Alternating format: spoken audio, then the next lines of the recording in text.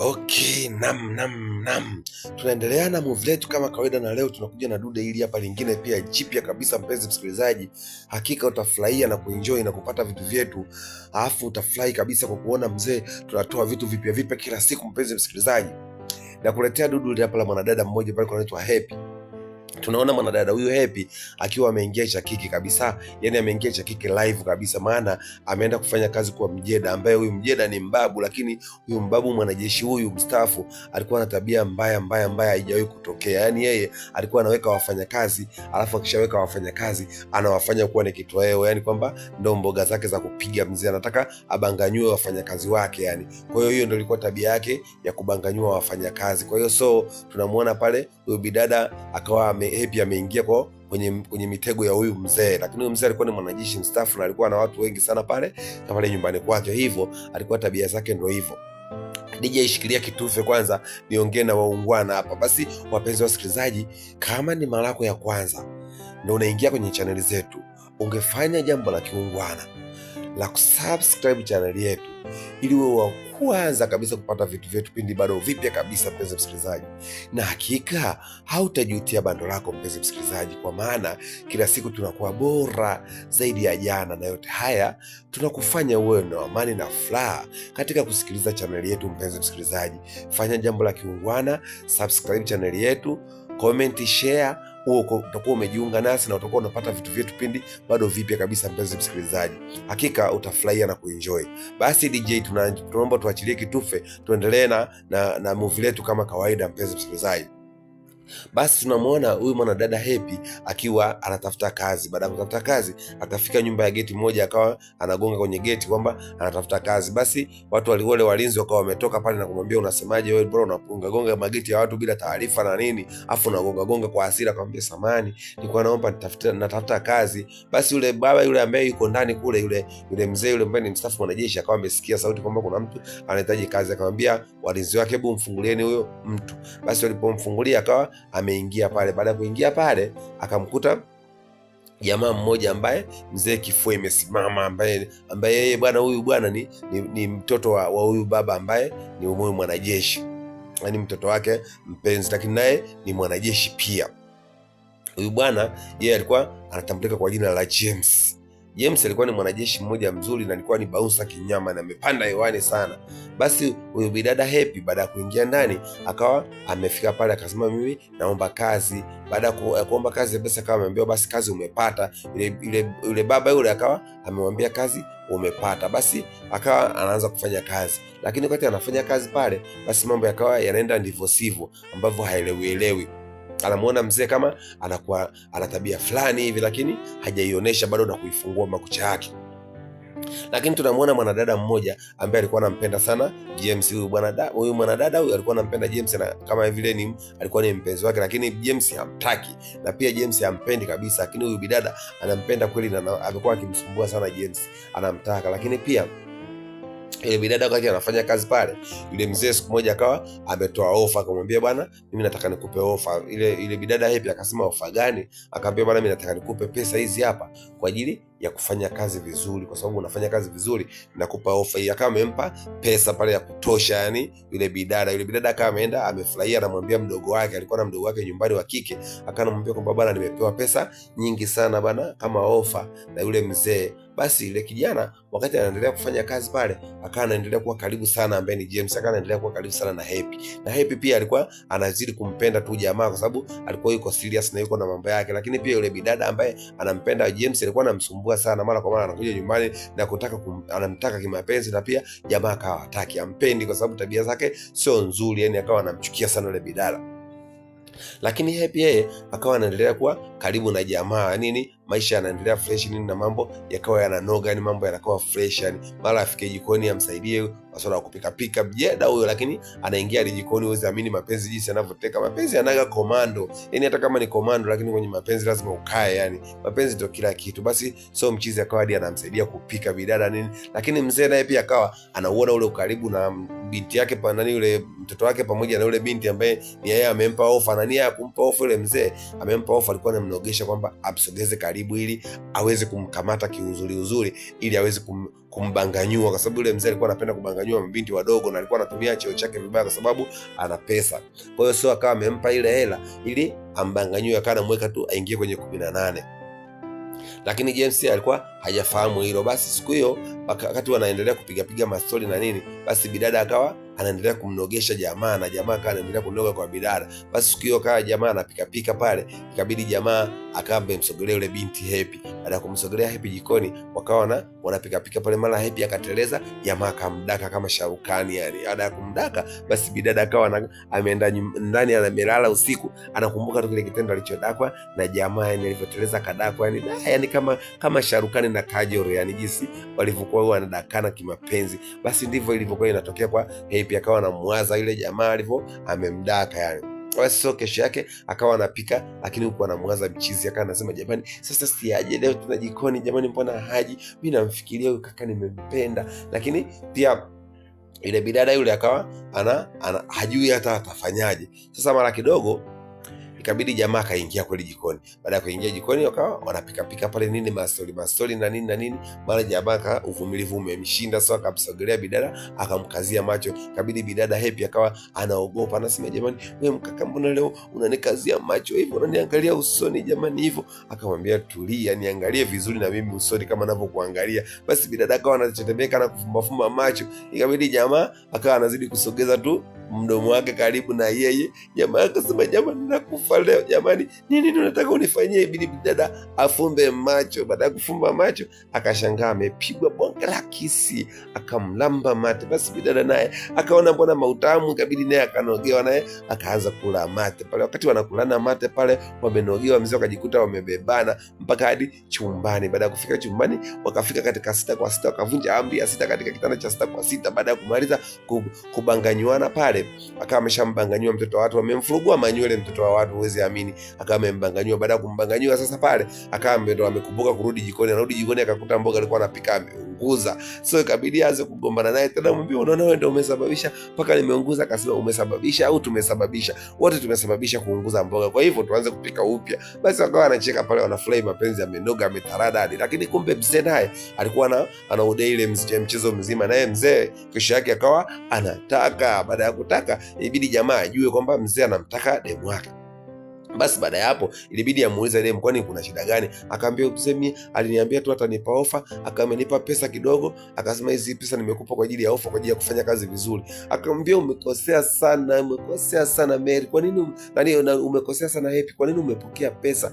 Yani Happy, huyu pesa za huyu mzee ukipokea ni lazima akufanyie hivyo, kwa sababu huyu mzee amekuwa na tabia mbaya. Mimi ni babangu namfahamu, anatumia madada yake vibaya, anatumia pesa zake vibaya. Yani amekuwa akiwahonga madada, akiwahonga mademu wadogo wanaokuja kufanya kazi hapa, lazima atembee nao, na kila bidada atakayekuja hapa lazima atembee naye. Sasa wewe umeshampa hela, hii imekuwa sasa ni balaa. Basi bidada baada ya kuona vile, baada ya kuona kwamba kumbe amekosea kitendo cha kupewa hela na yule mzee na kama amepokea, basi mzee naye akawa anamforce kila siku, anataka amgonge. Jamaa akiondoka tu, basi mzee anakuja anamwambia bwana, leo nataka na mimi unipe mzigo. Jamaa bidada akawa anamwambia sasa mimi nitakupaje mzigo wakati mimi tayari ni mpenzi wa mtoto wako? Akamwambia hivyo mimi nakula, kwani wewe utamwambia? Wewe mzee alikuwa na tabia, mzee amepinda. Yaani mzee ni mjeshi ambaye amepinda. Unajua wanajeshi akili zao zinakuwa zimeyumba kidogo kwa sababu ya yale mabomu na marisasi yanayolipukaga kule kambini, kwa hiyo yanakuwa yanawachanganya akili. Basi mzee akawa amedata, mzee hata haelewi yani kwamba huyu ni kitu ya mtoto wake, yani ni chuma ya fundi mtoto wake, lakini haelewi yeye. Mzee anataka naye abanganyue. Basi akanamwambia nataka nikubanganyue. Mjazi yule bidada akamwambia bwana, mimi sitaki bwana, mimi naogopa bwana, mimi ni mpenzi wa mtoto wako, kwa nini unanifanyia haya? Lakini wewe mzee, mbona unakuwa na tabia mbaya hivyo? Mimi sipendi tabia zako. Lakini akamwambia hapana bana, wewe usishangae, hilo ni kitu kidogo sana bana, mimi nabanganyua tu kidogo, nikisha kubanganyua basi mambo yanakaa fresh, wewe nipe tu nibanganyue bana. Akamwambia bwana, huwezi kunibanganyua kwa sababu mtoto wako ameshanibanganyua. Sasa leo nataka unibanganyue, afu ndio inakuaje bana? Achana nayo mambo bwana, mzee umeshakuwa mtu mzima, naomba uachane na mimi siwezi kufanya kitu kama hicho. Akamwambia wewe unakataa nini bana? Wewe nipe mimi nibanganywe. Akawa anamlazimisha. So pale bidada akawa anapiga kelele pale, hataki kufanya hicho kitendo, lakini mzee amekomaa anataka kubanganywa. Basi jamaa akawa analia pale, yule bidada analazimishwa ni kufanya kile kitendo ambacho yeye hapendi. Lakini baada ya hapo yakona analazimishwa sana, basi bahati mbaya mgeni akawa ameingia. Baada ya mgeni kuingia, kabidi mzee akaacha ile issue kwa anataka kuifanya, kabidi aende kumsikiliza mgeni. Wakati ametoka kumsikiliza mgeni, ile bidada akawa amebahatika kutoka na akawa amerudi kwao nyumbani kwake. Baada ya kurudi nyumbani kwao, akawa amemwambia mdogo wake kwamba hizi pesa hizi hapa naomba zirudishe kwenye ile nyumba ambayo ni yule jamaa ambapo nipo nafanya kazi, ile pesa za yule mzee ambaye alikuwa amezitoa kama ofa. Basi mdogo wake hakuwa na hiana, akachukua zile pesa akazirudisha kule kwa yule mzee. Akamwambia, kufika pale akagonga mlango. Alipogonga mlango akamwambia, umefuata nini hapa? Akamwambia, nimekuja kuleta pesa, hizi pesa nimepewa na dada nizilete. Akamwambia, ni pesa za nini? Akamwambia, hizi pesa za huyu mdada ambayo alipewa kwa ofa na mzee. Mzee ile dada ni happy, amesema hataki hizi pesa tena. Kwa hiyo sasa mzee kama amepokea zile hela, lakini jamaa anarudi kule kazini kwake, anafika nyumbani anakuta mchumba wake amuone. Akamwambia, bibi wangu ameenda wapi? Akamwambia, bwana mimi sijui. Mzee anamwambia, mimi sijui. Akamwambia, mzee usikute umeshafanya mambo yako ya ajabu na tabia zako za kijinga ambazo unakuwa ukui uzeeki. Mzee unakuwa mzee alafu unafanya mambo ya ajabu. Akamwambia, hapana, mimi sijafanya chochote, yeye mwenyewe ameondoka tu, mimi sielewi ameenda wapi. Basi so jamaa akaanza kupeleleza na kutafuta yule bidada anaishi wapi, lakini bidada akawa amerudisha na pesa zake za yule mzee, akawa amechukia sana. Basi jamaa akiwa anapeleleza anatafuta binti anaishi wapi ambaye ni happy, siku hiyo akawa yule mpenzi wake ambaye anampendaga anamchukiaga siku zote amekuja. Baada kuja akawa anambembeleza, bana mimi nakupenda mpenzi wangu, naomba nikubalie, mimi sina mwanaume yote ambaye. Basi yule bidada akawa anamlazimisha jamaa, bana mimi nakutaka, mimi nakupenda, kwa nini unanikataga kila siku jamani, naomba nikubalie. Akamwambia, sasa nikwambie wewe bidada, wanaume wako wengi sawa, naomba utafute mwanaume ambaye anakufaa katika maisha yako. Mimi sikufai na wala mimi sio level zako, wala siwezi kutembea na wewe, mimi siwezi kuwa mpenzi wako maisha. Tafuta mpenzi mwingine ambaye utampenda, tafuta mwanaume mwingine ambaye utamjali, tafuta mwanaume mwingine atakaye kupenda, mimi sikupendi. Akamwambia, jamani sasa mimi nakupenda wewe. Unajua katika mapenzi iko hivi, yani mwanaume na mwanamke, yani siku zote, yani yule unayempenda utakuta wewe yeye ndo hakupendi, alafu wewe unayempenda na yeye hakupendi pia. Kwa hiyo utakuta unampenda mtu na yule mtu anampenda mwingine, na yule mwingine naye anayempenda yule naye anapenda mwingine. Kwa hivyo ndio mapenzi yalivyo. Yani mapenzi hajawahi kugongana ana kwa ana. Ni mara chache sana kukuta unampenda mtu afu naye akakupenda. Mara nyingi sana huwa inatokeaga mara moja, lakini mara nyingi utakuta sio unampenda mtu alafu yeye anampenda mtu mwingine. Yani ndio jinsi mfumo wa mapenzi ulivyokaa, kwa sababu nafsi zinatofautiana.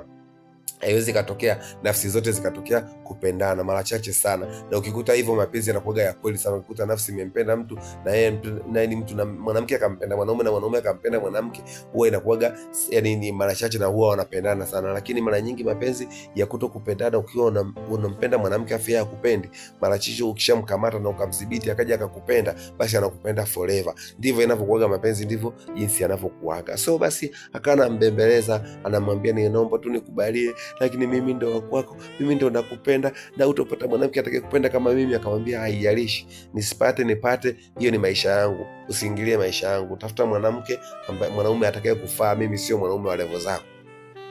Basi jamaa kama ameondoka, amemwacha hiyo bidada hapo akiwa analia. Yeye ameendelea kutafuta zake mpenzi wake ambaye ni happy. Amepeleleza, basi mwisho wa siku sikio akaja akafanikiwa kujua yule bidada anapoishi. Baada ya kujua yule bidada anapoishi, akawa amemuibukia. Baada ya kumuibukia, kabla hajamuibukia kwanza, akawa amepeleleza kwanza kwa majirani kwamba ni nini ambacho anapenda. Basi jirani mmoja akawa amemwambia, bwana yule mimi ni rafiki yangu na mara nyingi alikuwa na ndoto za kusoma, anapenda sana kusoma, kwa hivyo kama utaweza kumwezesha kusoma, basi itakuwa yani ni njema sana, kwa sababu mara nyingi sana ndoto zake zilikuwa zinapenda sana kusoma. Basi jamaa baada ya kupeleleza na kujua hilo kwamba yule bidada anapenda sana kusoma, hivyo ni hela tu ambaye hana ya kuendea chuo, basi alienda kumlipia chuo, akamlipia ada kila kitu, na akamwandikia barua, akamwambia bana, hii barua ifike kwa huyu bidada ambaye ni happy. Basi happy akiwa nyumbani na mdogo wake anashangaa anapokea barua. Baada ya kupokea barua, akaambiwa imetoka kwa mtu asiyejulikana, lakini anakupenda na pia kulipia masomo yote chuo, kwa hivyo natakiwa uanze kwenda chuo. Basi jamaa bila bidada akawa amekumbatiana na mdogo wake, amefurahi sana kwa sababu ndoto zake zilikuwa mara nyingi anataka kusoma. Basi ikabidi wakawa wamekumbatiana na mdogo wake pale, ikabidi sasa waondoke kuelekea chuo. Akawa anamsindikiza, baada ya kumsindikiza akakutana na jamaa akiwa na gari, akawakuta barabarani wakiwa wanatembea, akamwambia twendeni wape lifti. Basi yule bidada akakataa hivi, akamwambia mimi sitaki lifti yako wala sitaki kusikia. Unajua kwa nini anamchukia? Anamchukia kwa sababu anajua labda huenda tabia za baba yake alizokuwa nazo basi na yeye ndio tabia alizokuwa nazo. Kwa hiyo akawa anamchukia sana jamaa, ingawa alishakuwa na mahusiano naye na alishambanganyua, lakini anaogopa. Anasema kwamba huenda tabia alizonazo huyu baba yake na hata huyu mtoto pia anazo, kwa hivyo mimi ndio maana namchukia. Lakini jamaa kama amemwambia tu, amembembeleza, akawa amekubali, akapanda kwenye gari, akamwambia basi sawa, kama ni lift twende utupe. Wakati wamepewa lift, wamepanda, wanaelekea huko chuo. Sasa wakati wanafika njiani, ikabidi yule bidada akawa amemwambia kwamba nimelipiwa chuo, lakini sielewi aliyonilipia chuo ni nani na naenda kusoma chuo. Basi jamaa akawa amejitambulisha pale, akamwambia bwana, aliyekulipia chuo na ada yote ni mimi. Basi bidada baada ya kusikia vile akawa amekasirika, akamwambia tafadhali naomba tushushe, hata na gari yake tena hakutaka kupanda. Bidada alikuwa anamsimama sana happy, akawa ameshuka kwenye gari ile, akachukua taxi driver, wakachukua taxi wakarudi zao nyumbani. Baada ya kurudi nyumbani akiwa na hasira sana, ile bidada akawa analia, anamwambia mdogo wake, nimechukia sana kwa kitendo alichonifanyia huyu kaka, mimi simpendi, alafu nimechukia sana kwa tabia zake na babake, yani ana tabia chafu, ndio maana mimi sitaki hata kuwa naye karibu. Mdogo wake anamwambia pole dadangu, lakini kwa sababu amekulipia ada, wewe ungesoma tu, kwa sababu ada imeshalipwa, wewe ungeachana na hayo maisha yao, wewe ungesoma. So kusoma kwa ajili ya maisha yako sio maisha yao. Kwa hiyo kama mtu kajipendekeza kakulipia ada, ungesoma tu dada yangu, ungemaliza chuo chako fresh, mambo yangeenda fresh. Akamwambia hapana, ukisoma kwa mazingira kama hayo lazima atakunyanyasa, kwa sababu yeye ndo kakusomesha, lazima atataka anachokitaka yeye ndo ufanye, kwa sababu amekusomesha. So mimi kuishi maisha ya kitumwa siwezi, maana najua baadaye tu nitaishi maisha ya kitumwa kwa sababu ya huyu bidada na huyu kaka ambaye amenilipia ada, na mimi sitaki. Bora nisome kwa juhudi zangu na kwa maisha yangu, nifanye kazi hata kwa watu, nipate pesa, nijilipie ada, nisome mwenyewe. So ndo msimamo wake ukawa hivyo. Lakini bidada alimbembeleza, lakini pia jamaa hakusita kuja nyumbani akiwa anambembeleza ile bidada akubaliane na ombi lake, lakini ile bidada akawa anakataa. Basi siku hiyo jamaa aliamua kupata hasira, akawa anaongea naye. Ile bidada hamuelewi kabisa, kila akimbembeleza bidada hamuelewi. Akawa anasema sasa huyu bidada nimfanyaje labda ili aweze kunielewa, lakini pia kila anambembeleza, basi sawa, sitokuoa wala sitokuwa mpenzi wako, lakini naomba basi uende hata chuo tu ukasome, kwa sababu kule ada nishalipia na ile ada itaenda bure. Naomba basi ataangalau kwa heshima yangu tu uende ukasome tu chuo bidada, kwa sababu kusoma ni kwa maisha yako, sio maisha yangu, na itakusaidia kwa maisha yako. Kama utanikumbuka huko mbele, haina shida, lakini mimi nimejitolea tu kusomesha. Basi so vile bidada akawa anakataa, hataki kuelewa kabisa hilo swala, yani hataki kusikia yani upumbavu kama huo, kwa sababu anamchukia sana. Na kisa cha kumchukia ndo kama nilivyokuambia, kwa sababu tu ya babake alivyotaka kumbaka. Akawa anawaza, je, itakuwaje kama nitaenda kuishi tena kwenye ile nyumba, hali ya kuwa baba mtu ananitaka, mtoto ananitaka, mimi nitaishije kwenye ile nyumba ya design hiyo, hata kama ni wewe utaishije? Lakini bidada akawa anaogopa. Lakini baadaye bidada aliamua kusikiliza kwanza hilo moja, akaamua kwenda kusoma. Kweli bidada akaenda akakomana masomo yake, akasoma kwa bidii. Lakini jamaa pia hakusita kwenda kumtembelea, na akawa akimpelekea pesa kidogo kule za matumizi na nini. Bidada anaendelea kukamua na chuo na nini, mambo yanaenda fresh. Basi jamaa akawa at least kidogo bidada akawa amemuelewa kidogo, akawa anasoma kutumia ile ada yake. Na mdogo wake pia huku nyumbani alikuwa akipewa matumizi na bwana shemeji yake, kwa sababu anampenda. Na pia bidada akawa anampigia simu dada yake na kumwambia kwamba huku shemeji amekuwa akiniletea matumizi na akiniletea kila kitu hapa nyumbani, kwa hiyo mimi sina shida yoyote, wewe soma tu, sio na wasiwasi, kwani kuwa na amani, maisha yangu ni mazuri, mimi napewa hela na shemeji. Lakini bidada akawa na mawazo, anasema hivi, kweli huyu kaka anaamua kujitolea hivi, ananisomesha mimi na pia mdogo wangu anamlisha hivi, haya maisha mimi nitakuja kumlipaje? Unajua mbona najiwekea deni kubwa sana kwenye maisha yangu, nitakuja kulilipaje ile deni? Lakini pia akawa anamwambia yule kaka, anamwambia kwamba usiwe na wasiwasi, mimi sio nafanya haya kwa ajili ya kuja kunilipa. Hata usiponilipa mimi nafanya kwa ajili ya upendo wangu tu, kwa sababu nakupenda na nahitaji uwe na maisha mazuri. Kwa hiyo usiwe na wazo kwa kusema kwamba nitahitaji malipo yoyote, mimi nafanya haya kwa sababu nakupenda. Basi bidada akawa kweli mtu mwenye mawazo na kufikiria kwamba mambo yake yatakuwaje kama ndo anafanyiwa hivi, analipiwa kila kitu, itakuwaje? So baadaye asije akaja akaingia kwenye deni kubwa. Lakini jamaa aliendelea kumwasa na kumwambia, soma, usiwaze kuhusu pesa, mimi kama pesa ipo takusomesha na utaendelea kuwa na maisha mazuri. Basi jamaa yule bidada pia aliamua kukomaa na shule tu, akasoma kweli, akapambana na akawa akirudi kuja kumsalimia mdogo wake, na mdogo wake mara nyingine akiwa na pesa anaenda kumtembelea kule chuo. Maisha yakawa yanaenda vizuri, jamaa akawa anapambania naye kumlea yule mdogo wake pamoja na yule bidada kumpelekea ada shuleni. Maisha yake yanaendelea kweli, akasoma zake, akakamua miaka yake 3, akamaliza graduation, akawa amepata cheti chake pale, akawa amerudi nyumbani. Basi baada ya kurudi nyumbani, mchizi akawa anamwambia, sasa bana, mimi naona majukumu yangu yameishia hapo, nimekamilisha majukumu yangu, naomba kuondoka niende nikaendelee na kazi zangu zingine. Basi bidada alimwangalia tu akamwambia, naomba samahani, nisamehe sana kwa kuwa nimekusumbua na kutumia pesa zako nyingi katika masomo yangu, lakini sijajua hatima ya maisha yako ni nini, itakuwaje. Akamwambia, mimi ni yangu ilikuwa ni moja tu, nia nataka nikuoe na uwe mke wangu, je, wewe uko tayari? Akamwambia, subiri kwanza nifikirie, maana kinachoniogopesha ni tabia za babako. Basi jamaa kusikia tabia za babake, kumbe babake ndo anayesababisha mpaka hadi anashindwa kumpata mrembo kama huyu. Mtoto amemuelewa, alafu anashindwa kumpata kwa sababu babake alirudi nyumbani akiwa na hasira sana. Alimsema mzee, akamwambia, baba, una akili, una adabu kabisa. Wewe baba ni wa kunifanyia hivi, na maana mimi mpaka nakosa mtu, thamani ya furaha ya penzi langu naikosa kwa sababu yako, namkosa mpenzi mzuri naye mpenda kwa sababu yako. Kwa nini unanifanyia mambo kama hayo? Wewe baba una adabu kabisa, mtu mzima unanifanyia vitu vya ajabu, unajua tena wajeshi hawaogopagi. Basi alimsema babake sana. Babake akawa amemuomba msamaha, akamwambia, bana, naomba unisamehe, hivi kwa sasa sitorudia. Akamwambia, baba, una tabia za ajabu, unakuwa una pesa alafu unatumia pesa zako vibaya. Unatembea na watoto wadogo, unawakamata watoto wakiwa wadogo, unawarubuni kwa pesa zako, afu unawafanyia vitu vya ajabu, unawafanyia michezo michafu, afu alikuwa mzee umezeeka. Vitu unavyofanya sijapenda babangu, wewe sasa hivi umeshakuwa mtu mzima, hayo mambo yanatakiwa tuyafanye sisi watoto, afu sisi watoto tunakuwa tumetulia, afu wewe ndio unatuaibisha mpaka tunakosa hata wachumba wa kuwaoa kwa sababu ya tabia zako chafu.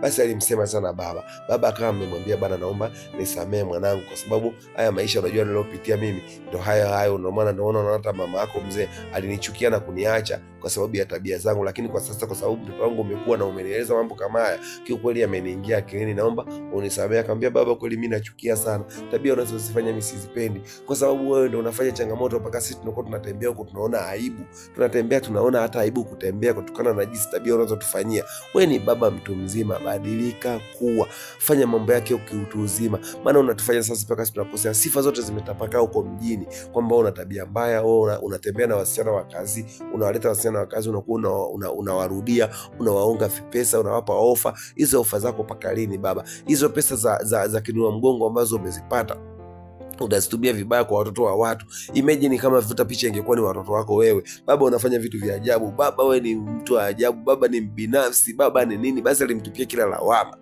Baba kama mwambia, bwana, naomba nisamee mwanangu, hakika sitorudia tena kufanya kitu kama hichi, naomba nisamee kabisa, yani siwezi kurudia hata siku moja, na itakuwa ndo mwanzo na mwisho kufanya tena kitu kama hicho. Basi baada ya kutoka hapo, hakuishia hapo, alijua kwamba kwazo kingine cha mapenzi yake kitakuwa wapi. Akamfuata yule bidada ambaye anampendaga, yule bidada anampendaga James, lakini James yeye hampendi. Akawa amemfuata na kwenda kuongea naye kiutu uzima. Akamwambia, sikiza nikwambie bidada, mimi sasa hivi natarajia kuwa mume wa mtu, muda si mrefu naenda kuoa mwanamke ambaye nampenda kutoka kwenye moyo wangu, na wewe kumbuka ulikuwa unanipendaga na umekuwa ukinisumbua sana. Sasa tafadhali nakuonya tena, nakuonya kwa mara nyingine, naomba nisikilize kwa makini, naomba tafadhali usinifuatilie, tafuta mwanaume mwingine wa maisha yako, usinifuatilie. Nimekuja kistaarabu kabisa na kuomba na nakueleza, kwa sababu siku zote unajua kama mtu unahitaji kutengeneza maisha yako, tengeneza kwanza zile njia ambazo unahisi zitaharibu maisha yako, kwa sababu ukishaziba zile mianya ambazo zitaharibu maisha yako ni rahisi sana kutoboa kimaisha. Unaweza ukawa kweli unampenda mtu, lakini kuna mtu ambaye anakupenda lakini hujamchana, hujamwambia ukweli, anaweza akaja kukuharibulia, kwa sababu yeye hafahamu, yeye atajua tu kwamba wewe ni mpenzi wake na hauna mtu mwingine yoyote. Kwa hivyo anaweza akaja akajifanya kama anakuja kutetea penzi lake kwa sababu anakupenda, akakukuta kuna mke wako au kuna mpenzi wako unayempenda akakuharibulia. Kwa hivyo kama unataka kudhibiti vitu kama hivyo, inatakiwa udhibiti kwanza zile njia maalum za kuharibu mapenzi yako. Kama unampenda mtu, basi hakikisha na wewe mtu anayekupenda mdhibiti mapema, kwa sababu anaweza kaja kukuharibulia kwa mtu ambaye unampenda. So akawa amefanya hivyo, akawa amemfuata yule bidada, amemwambia ukweli kwamba bana, mimi sikupendi, na ukweli wa Mungu sitokani nje kawa kuishi na wewe. Wewe fuata maisha yako, tafuta mwanaume mwingine ambaye unampenda, atakuoa, utaishi naye na atakuwa ndo maisha yako. So basi yule bidada naye akawa amelia sana, lakini akawa amemwelewa atafanyaje, kwa sababu wanasema sheria namba moja ya mapenzi, unabidi upende na kile mtu anachokipenda. Yani sheria ya mapenzi namba moja, inabidi umpende mtu na kile anachokipenda. Kwa hiyo kama umemtongoza mwanamke amekwambia sikupendi, basi inabidi ujali hisia zake na kukubaliana na mapenzi yake, kwa sababu ni sheria namba moja ya mapenzi. Inabidi upende kile anachokipenda. Kwa hiyo kama kweli unampenda, utapenda kile anachokipenda, lakini kama umpendi, basi utafosi. Kwa hiyo kama utafosi, utakuwa unafosi kitu ambacho hakiwezekani. Kwa hiyo kama unampenda mtu, basi kubaliana na matakwa yake. Kama amekwambia hakupendi, basi na wewe kipende hicho ambacho yeye hakipendi, si unampenda? Basi hayo ndio maisha ya kimapenzi, tukiwa tunafundishana katika kupitia channel yetu hii. Hivyo ndio jamaa akawa ametimiza na kumwambia kwamba naomba ufuate maisha yako, mimi sikupendi, kwa hivyo naenda kuwa mume wa mtu, naomba usinifuatilie tena. Kuanzia leo kaa na maisha yako, fanya kazi zako, fanya mishe zako, usinifuatilie tena. Sawa sawa. Basi bidada akawa amekubali kwa shingo upande, huku akiwa analia, lakini atafanyaje, ndo hana namna tena. Basi jamaa baada ya kutoka hapo, baada ya kumalizana na huyo, akawa amerudi tena kwa mpenzi wake Happy na kumwambia kwamba bana, mimi kwa sasa nimeshaongea na mzee, na mzee ameomba msamaha na amekiri, na amesema ili kama uamini tunaweza tukaenda wote mpaka pale nyumbani. Akaenda kukuomba msamaha pale pale, na wewe ukiwa unashuhudia kwamba mzee ameshaacha zile tabia na hana tena hizo tabia. Basi bidada akawa kule amemkubalia, wakawa wametoka pale na mpenzi wake mpaka hadi nyumbani. Baada ya kufika nyumbani, sasa akamkuta mzee amemkalisha pale sebuleni, akamwambia bana, binti, samahani bana, mimi kikweli nilikuwa na tabia mbaya, nilikuwa na tabia za ajabu, nimeshakosea mabinti wengi sana heshima, na nimeshawatongoza mabinti wengi, na nimeshatumia pesa zangu vibaya kuwaonga mabinti waliokuwa wanakuja kufanya kazi kwangu, nikawafanya kama ni wapenzi wangu na nikawafanya kama ni wake zangu, na nimewachezea vya kutosha. Kwa hivyo kwa sasa mwanangu amenielimisha na amenielewesha na ameniomba sana niachane na hizo tabia, na mimi kweli kwa sababu ni mtu mkubwa na nimeshamsikiliza kijana wangu na nimemuelewa kijana wangu, nikaamua kuachana na hiyo kitu. Kwa hiyo sasa hivi sitokufanya chochote wala sitakusumbua. Kuwa na amani, kaa na mapenzi mazuri na mtoto wangu, na umjali mtoto wangu na umsamini mtoto wangu, kwa sababu huyu mtoto wangu mimi ndo kila kitu. Ndio kijana wangu ambaye namuamini, na ndio kijana wangu ambaye nampenda, na nampenda kwa kila kitu, na ndio maana nimemsomesha kwa bidii mpaka hadi akawa mwanajeshi kama mimi babake. Kwa hiyo nimeshasamehe kila kitu. Naomba na wewe unisamehe kwa yale ambayo nilikosea. Basi naomba muishi mapenzi mazuri na mwanangu, nampe kila kitu mwanangu anachokihitaji, mpe, kwa sababu ndo mume wako sasa hivi. Na mimi nimewabariki na nimewapa baraka zote kabisa. Kuanzia sasa huyu ndo mume wako. Basi binti alifurahi na akawa amemkumbatia baba pale kwa mapenzi mazuri, ambaye ni baba mkwe wake. Sasa sababu ameamua kujirudi na ameomba msamaha, maisha yakawa yanaendelea fresh. Jamaa akawa amejipatia dodo ambalo alikuwa analipenda kutoka moyoni.